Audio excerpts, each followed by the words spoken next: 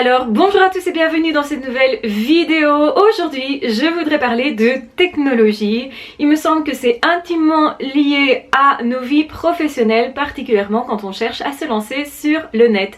Vous êtes nombreux actuellement à vous dire tout ce qui fonctionne aujourd'hui c'est internet et ça fonctionne particulièrement bien. C'est pourquoi beaucoup de personnes vont s'orienter vers internet pour se créer ou se recréer ou se reconvertir dans une vie professionnelle sur le net. Donc effectivement ça peut être une chouette idée, une très bonne idée, et ça peut être aussi une solution de secours, une solution temporaire.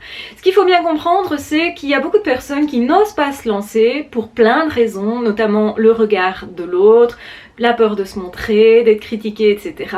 Mais aussi et surtout parce qu'ils vont se dire « je ne suis pas né avec un ordinateur dans les mains ».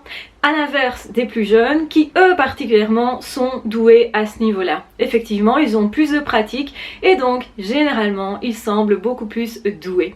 Ça a son avantage et je vais aussi parler de l'inconvénient de ne jamais avoir connu le monde sans internet, sans autant de technologie. En réalité, moi je fais partie de ces personnes qui sont entre les deux, puisque je n'ai pas 20 ans, vous le voyez bien, et je n'ai pas non plus 60 ans. Donc en fait, j'ai connu le monde sans internet, et en même temps, j'ai connu aussi le monde avec internet, donc j'ai dû apprendre comme tout le monde, et effectivement, j'étais plutôt orientée informatique, j'ai adoré ça, donc j'ai pas vraiment eu de problème pour m'adapter. Bien au contraire, je trouve que c'est un avantage de connaître internet et même un fameux atout. On peut s'y mettre à n'importe quel âge et j'ai vu des personnes devenir vraiment aptes à n'importe quel âge. Donc vraiment, je pense que c'est une idée reçue comme quoi certaines personnes ne seraient pas disposées à utiliser internet comme si c'était interdit pour eux de réussir sur le net.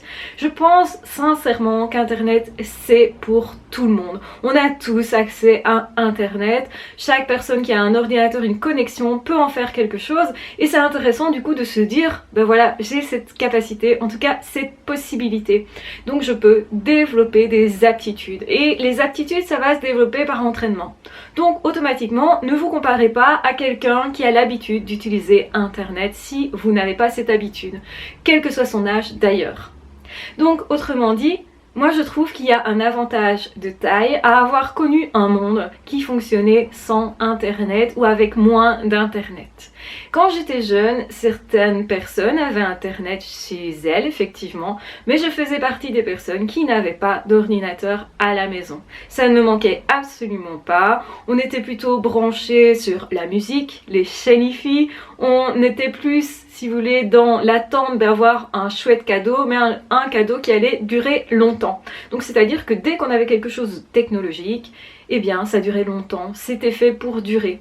Actuellement on a des appareils très tôt, mais qui ne restent pas très longtemps en réalité. Un ordinateur, tous les 3 ans, il faut le changer pour être à la pointe du progrès.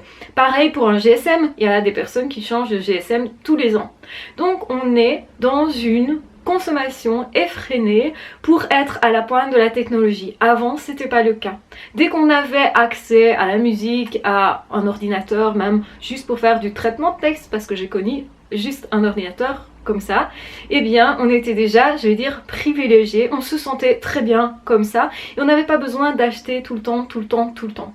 Maintenant on est plus dans une course effrénée aussi qui nous donne l'illusion qu'on peut tout avoir tout de suite et du coup on a du mal à profiter de la vie, des plaisirs de la vie, de ce qu'on a aussi acquis. On a du mal à faire la comparaison entre qui on était avant et maintenant, donc on a du mal à se féliciter, à se gratifier, à se poser et à profiter de tout ce qu'on a, à être reconnaissant de ce qu'on a. Et on a aussi l'illusion que tout est facile, tout doit aller vite, que si on met un peu de temps pour avoir certaines choses, eh bien c'est pas normal, c'est nous qui dysfonctionnons. On a du mal en fait à ne pas se juger par rapport à ça. Le fait justement d'avoir connu un monde où on sonnait aux portes des gens pour rencontrer des personnes et on ne passait pas par le digital, pour moi c'est quelque chose d'intéressant parce que ça montre deux façons de vivre complètement différentes. Je suis vraiment heureuse et chanceuse d'être arrivée dans ce monde à ce moment-là et je peux comparer effectivement le monde, on dira, d'avant où c'est un monde qui était plus lent, où on prenait plus le temps d'être en contact et plus le temps de faire les choses, de goûter la nature et physiquement de bouger plus. Donc autrement dit, quand je compare avec maintenant, bien sûr que actuellement le monde de maintenant me fascine aussi et j'adore internet, j'adore la technologie aussi, même si pendant longtemps j'ai évité de changer trop vite d'appareil, etc. pour une question qui m'est personnelle, qui est plus de l'ordre éthique. Je déteste l'hyper-consommation, je trouve pas spécialement que ça sert le monde, je trouve que ça pollue beaucoup, etc. Et moi, personnellement, ça me dérange. Vous n'êtes pas obligé d'être dérangé par ça, bien entendu, ce n'est que mon avis. Mais voilà pourquoi, effectivement, pendant longtemps, j'ai conservé, pendant 5 ans, même 10 ans, un GSM. Et je n'en ai pas changé, sauf quand on m'en offrait un. En fait, souvent, c'était comme ça que j'en changeais. Donc maintenant, particulièrement, comme mon métier est raccordé à internet de toutes les façons possibles, c'est sûr que je vais plus facilement aller acquérir un nouvel appareil. Mais ça ne veut pas dire que je ne revends pas l'ancien. Je n'aime pas consommer de façon pure et dure. Et je n'aime pas trop avoir cette illusion que tout doit aller vite, doit être instantané. Ce qui me dérange surtout, c'est cette incapacité de certaines personnes à avoir de la patience, à apprendre ça, à aussi donner de la valeur à ce qu'ils ont et surtout à ce qu'ils ont fait dans leur vie. Donc c'est-à-dire que la façon dont on va goûter la vie va dépendre de est-ce que je suis capable de prendre du temps pour m'arrêter et pour goûter les choses. Et comme nous sommes justement dans un monde d'internet, plus vous aurez de l'impatience, plus vous allez courir pour mettre en place votre vie professionnelle et moins malheureusement vous saurez goûter votre vie en général. Je pense que c'est très bien de réussir professionnellement, c'est même super. C'est bien de faire de la performance, de courir beaucoup, de faire beaucoup de contenu, d'offrir beaucoup de choses au monde. Vous voyez que je crée quand même pas mal de contenu moi aussi, mais je prends aussi le temps de me poser pour goûter ma vie. Parce que ce serait dommage, au final, de réussir professionnellement, mais de se rendre compte que tous les autres domaines de sa vie sont vides. J'ai beaucoup d'amis, j'ai une grande famille, j'ai des personnes avec qui je m'entends vraiment bien, à qui je veux consacrer du temps. Donc je ne suis pas tout le temps en train de travailler. Bien sûr que je veux réussir professionnellement, bien sûr que j'ai même une niaque pour ça, puisque je suis une passionnée, vous l'aurez compris. Mais je trouve important aussi de se dire qu'on doit surtout être passionné par la vie en général et que notre travail doit servir le restant de notre vie. C'est quelque chose sur lequel on va se bâtir parce que ça nous aide dans notre reconnaissance personnelle. On se connaît mieux quand on travaille, effectivement, quand on se donne des défis, quand on se donne de nouvelles expériences, on se connaît mieux. Le travail est hyper important, mais c'est pas le seul domaine. Pour moi, le relationnel est hyper important aussi. Donc effectivement que ici, je vous propose une réflexion sur la technologie, le fait d'aller vite, d'aller loin, d'aller fort, de parfois se développer très vite. Et on voit ça notamment sur certaines chaînes YouTube où certaines personnes vont courir derrière le nombre de vues ou le nombre de personnes. Ça ne veut pas dire que c'est pas important.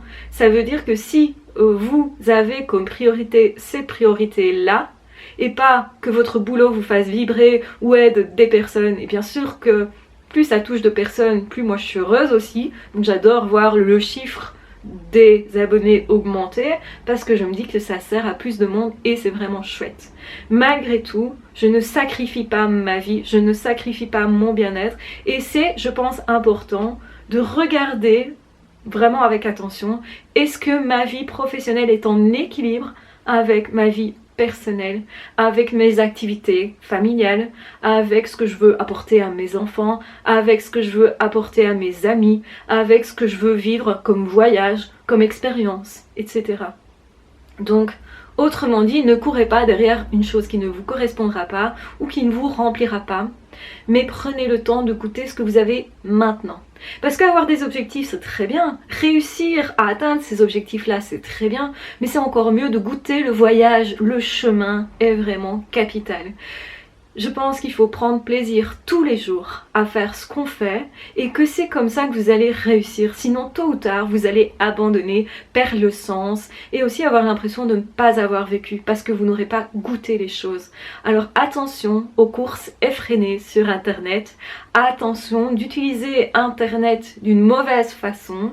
Même si Internet, ce n'est qu'un outil et c'est à vous justement à vouloir en faire ce que vous désirez. Il y a des moments effectivement où vous allez travailler fort, vous allez travailler vite, vous allez y mettre énormément d'énergie. C'est une réalité.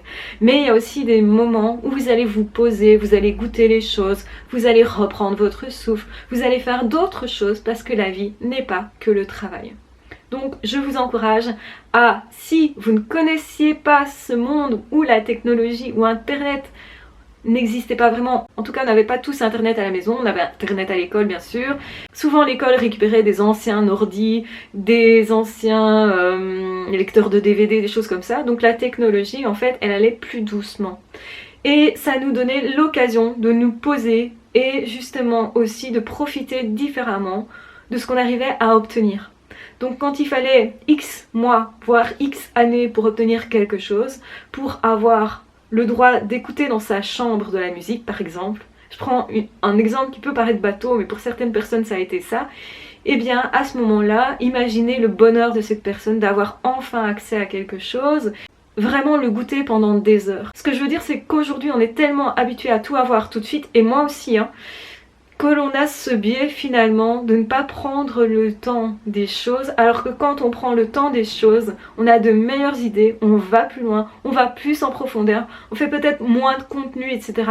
mais d'une autre qualité, où on rentre différemment en relation, on remplit différemment sa vie. N'oubliez jamais que ce qui compte, c'est que vous soyez épanoui. C'est que vraiment vous soyez en train de vivre votre meilleure vie, mais pas dans la performance, dans la qualité. Donc j'espère que cette vidéo vous aura interpellé, vous aura permis de mettre en lumière aussi certaines choses. Peut-être que ça vous permettra aussi d'être plus satisfait de votre travail, parce que quand on court derrière une performance, vous aurez toujours des gens où vous aurez l'impression qu'ils vous dépassent, qu'ils sont meilleurs que vous, etc. Et le risque c'est de perdre l'estime de soi aussi. Ou d'avoir cette peur de la concurrence, plutôt que de voir les autres comme des éventuels alliés. Comme des personnes qui d'ailleurs vont aller remplir leur rôle à leur façon. Parce qu'on est tous différents, je pense qu'on a tous une place, sur Internet et ailleurs d'ailleurs. Donc dans la vie de façon générale, vous avez une place à prendre, non pas à créer, non pas à combattre. Donc il ne faut pas se battre pour avoir une place, c'est ça que je veux dire. C'est que votre place, elle vous revient de plein droit parce que vous êtes une personne unique et il n'y a personne d'autre qui pourrait proposer de la même façon ce que vous allez proposer. Donc soyez plus zen avec ça, proposez quelque chose qui vous ressemble vraiment vous, ne copiez pas les autres, etc.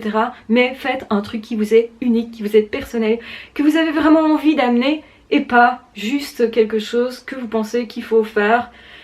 Faites-le à votre façon, avec votre personnalité, avec votre point de vue et surtout en prenant plaisir au chemin, au partage, au présent. Ne pensez pas qu'à l'avenir tout le temps. Je vous embrasse bien fort, je vous aime très fort. J'espère que vous allez bien. C'est important dans cette période d'aller bien, de voir positif, de se dire il y a un avenir possible et on peut le créer. Et votre vie, vous pouvez la créer davantage. Votre bien-être, vous pouvez le créer parce que ça s'apprend, parce que ça se travaille. C'est pour ça que je fais toutes ces vidéos. Donc ne pensez pas que ce que vous vivez maintenant et l'état d'esprit que vous avez maintenant est déterminé. Vous pouvez en changer, vous pouvez voir le monde différemment et quand on change ses perceptions, on change en réalité beaucoup de choses.